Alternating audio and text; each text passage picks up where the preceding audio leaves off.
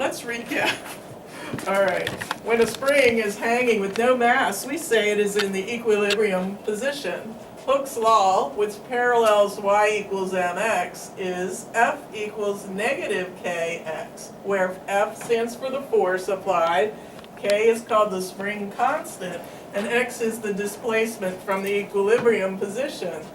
We have noticed in our lab that the spring constant has the unit newtons per meter. That's newtons divided by meters. So, all right. The only other thing I want to talk about in Hooke's law is this negative sign. What's that got to do with it? Why is there a negative sign in the middle of Hooke's law? This is relating force to displacement through some constant. Why would it have to be negative? What we can say, Zach? Always going to be going down. Pardon? So it's always going to be going down. It is going to be going down, and if we call negative downward, you're saying the displacement is always down. Is the force though always down as well? Why? It looks like the force, it went down, so wasn't the force pulling it down? You're saying no, and you're right. We're talking about the force of the spring. So the force of the spring is when I pull a spring, notice between my fingers, you notice the spring? When I pull it down, what do I feel? Look, this is a strong spring and it's got a lot of force. I feel that force pulling which way? Up. So that's why my hand's shaking, it's trying to resist. So therefore, the direction of the force of the spring is always back to equilibrium. So the force of the spring, and once I pull it, is up and the displacement is downward. They are opposite. Brandon? But now, isn't it actually pulling from both sides? Pardon? Like if you hold it like this, aren't you feeling the force in both your hands being pulled to the middle?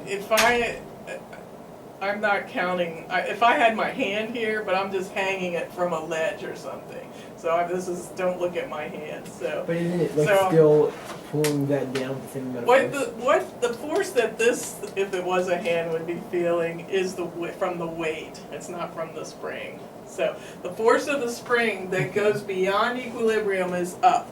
Now what if I had a spring and it starts like this and I contract it?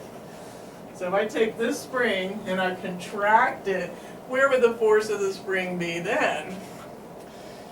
It wants to get back here. So the force of the spring is going to be this way, and where was the distance or displacement? This time when I contracted it, it was this way. So once again, they are opposite. So the force of the spring is always opposite the displacement. So that's why the negative. All right. Let's look then at what we're going to do with that. When there is a force that always wants to get, what? Okay. 5 minutes. When there's a force of a spring wants to always get back to equilibrium, that has a name. So that is called restoring. Restoring force.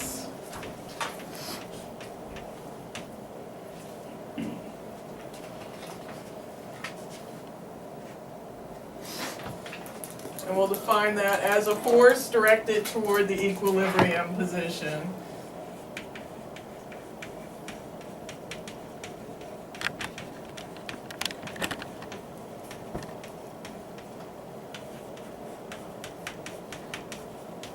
So the spring constant is the average length, the average displacement of the spring from its equilibrium, depending on the weights. The spring constant, Yeah. it's going to be the force divided by that displacement.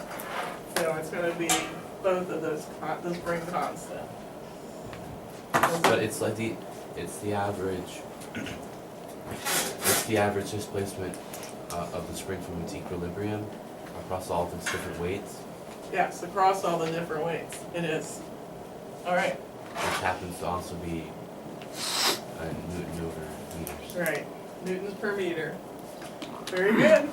Another recap. Alright, when a system is displaced from equilibrium, this force will try to get it back. If I contract the spring, it'll force it back to equilibrium. If I stretch the spring, it'll pull it back to equilibrium. So, a restoring force, its name tells you what it is. It restores. Alright. Let's look then at another name for this. This spring constant is sometimes called a constant of proportionality. So we'll just put that in for reference. How do you spell proportionality?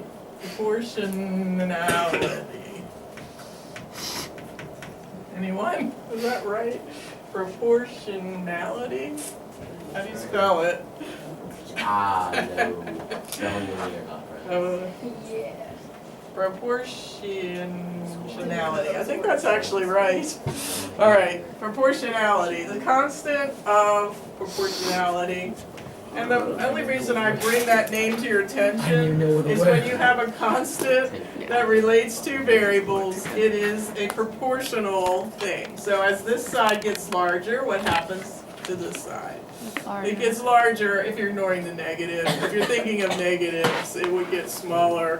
But ignoring the negative, as this changes in one direction, so does that. And as if one gets smaller, so does the other.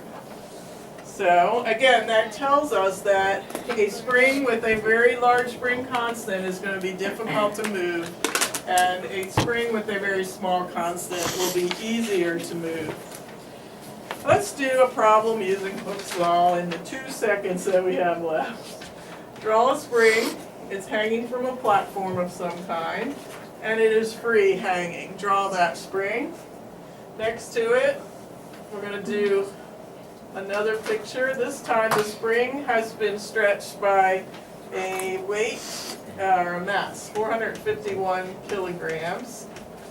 And it's caused it to move from its place here. It's causing it to move from equilibrium, and it has come down 2.51 centimeters, not drawn the scale. Can you take that drawing and find the spring constant? And you're going to start with that, and we're going to find K. Let's do it together.